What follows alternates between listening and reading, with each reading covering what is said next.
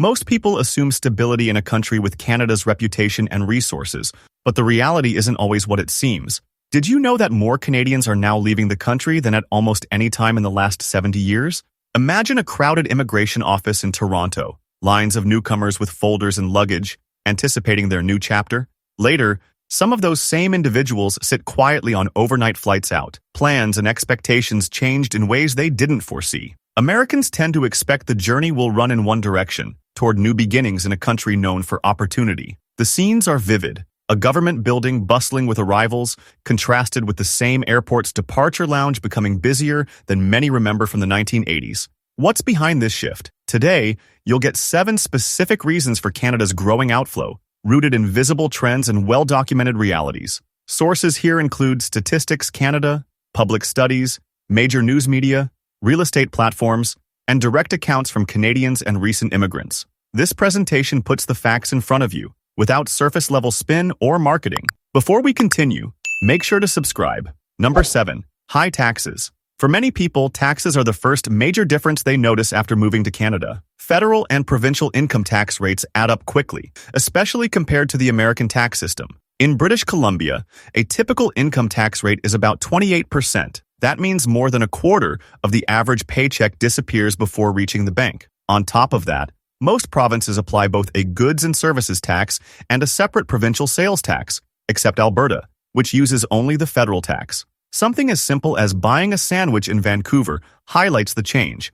A $4 menu item can cost $4.48 once both taxes apply. Americans are familiar with federal and state tax layers, but Canada's combined approach and higher consumer taxes catch many off guard, particularly when they notice how these deductions stack up with the higher cost of daily life. Skilled professionals and newcomers with advanced credentials often find that their take-home pay is less than expected, which can create ongoing financial strain. This visible difference shapes everyday spending, budgeting, and long-term plans. For anyone used to keeping more of their earnings, the shift is hard to overlook. Number 6. Fewer career options. The Canadian job market presents a more limited set of possibilities than many newcomers anticipate. Though the country invites skilled immigrants, employers regularly ask for Canadian experience, even in fields where someone holds advanced international qualifications. This requirement forces well-educated arrivals to take service roles simply to enter the system, a point of contradiction. Canada's government values outside expertise, yet many businesses insist on local norms and unwritten practices. It isn't just technical training. Knowing how things are done can matter more than a decade of overseas experience. Americans used to large-scale job markets and frequent internal movement will notice fewer major industries, smaller company footprints, and lower internal corporate mobility. Canada's current labor force numbers about 40 million people, compared to 330 million in the United States, shrinking both the size and range of opportunities. Economic shifts haven't helped. Inflation and tight hiring have meant even long-term residents see limited wage growth, while rising prices pinch budgets. Many Americans who recall the career flexibility of the 1960s or booming employment in the 1980s may find the current bottleneck in Canada unusual and restrictive. Number 5. Rising crime rates. Public safety is drawing more attention in Canada's largest cities.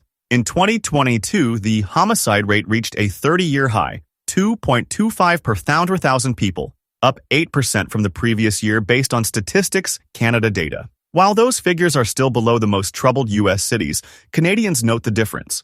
Reports of random attacks are up, especially in Vancouver's downtown areas where more emergency vehicles and shuttered storefronts stand out after dusk. Scenes familiar to Americans from episodes of urban decline in the 1970s, visible homelessness, slow-moving traffic due to sidewalk encampments, police cars parked on frequent corners, are now a routine part of some Canadian city life. In the downtown east side of Vancouver, for example, pedestrians often see people camping along sidewalks, with ambulances stationed nearby. The opioid epidemic is a major factor, with over 7,300 apparent overdose deaths across Canada in 2022. British Columbia declared a state of emergency in 2016 and has since lost more than 21,000 people to drug-related causes. The public's reaction is often one of surprise and concern, especially among those used to the quieter neighborhoods of the past. The result is an environment where both newcomers and lifelong Canadians must adjust expectations about daily safety. Number 4. Cost of living squeeze. Canadian city life today costs more than many anticipate. especially for anyone who remembers better ratios in US or UK cities in previous decades.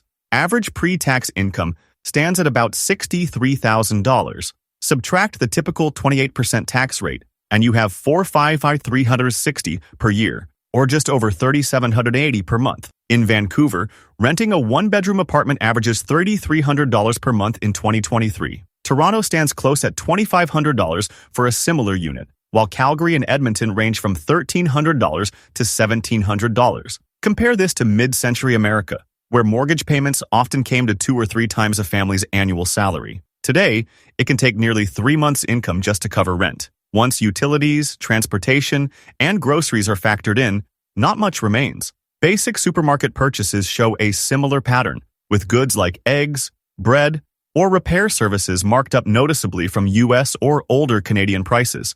The expected trade-off, high tax, high support, often doesn't pan out the way newcomers hope, as the difference between household income and expenses becomes striking. Americans familiar with suburban comfort and affordable city life may find these realities jarring. Number 3. Housing affordability crisis. Housing costs in Canada set new records each year, prompting regular coverage in US, UK, and global media. A November 2023 Global News report highlights how affordability has worsened. Population growth, boosted by record-breaking immigration levels, has far outstripped the pace of home construction. In Toronto and Vancouver, both buyers and renters compete in shrinking markets, driving prices further out of reach. Mortgage lending rules are tighter, lenders more cautious, and many discover fewer listings month by month. Here lies a visible contradiction. Government policy encourages more arrivals to fill labor shortages, but construction hasn't matched the rapid inflow. This structural gap leads to scenes most Americans recall only from boomtowns or press photos of crowded 1970s London. Apartment queues, months-long home searches, and families sharing small spaces. The slowdown in building new homes, despite ambitious national targets, undercuts the promise of affordable housing for all. Number 2. Complex policy shifts. Recent layers of Canadian government policy have quietly changed daily life. Bill C-18, or the Online News Act, is a recent example. This law requires digital platforms to pay Canadian news outlets for linking their stories. Passed in June 2023, it quickly led to many news links showing as unavailable on major platforms. What began as a move to support traditional journalism has made it harder for people to follow current events, verify coverage, or stay connected to local and global news. Americans accustomed to pulling up any article from any source, on any device, are often puzzled by these new constraints. This policy contradiction stands out. A law intended to boost transparency and reliability ends up reducing direct access to trustworthy news. While the law's supporters say it's about safeguarding media, everyday users, especially recent immigrants, find it adds obstacles to settling in or staying informed. In a digital age where ease of access is expected, the frustration is noticeable. Number 1. Social integration barriers. The challenge of connecting with others often surprises people who move to Canada. Despite a reputation for politeness and courtesy, lasting friendships can be hard to form, especially for those arriving in later life. In Vancouver, cafe queues are usually quiet, and neighbors rarely go beyond small talk. Toronto can feel more open, with informal gatherings in diverse neighborhoods, but even longtime residents report that deep social bonds are scarce. In the West, a culture of privacy and independence often makes it even harder to break the ice. Americans who remember block parties or social clubs from mid-century suburbs can find this cool reserve unfamiliar. It's a small difference, but it shapes daily life in a meaningful way.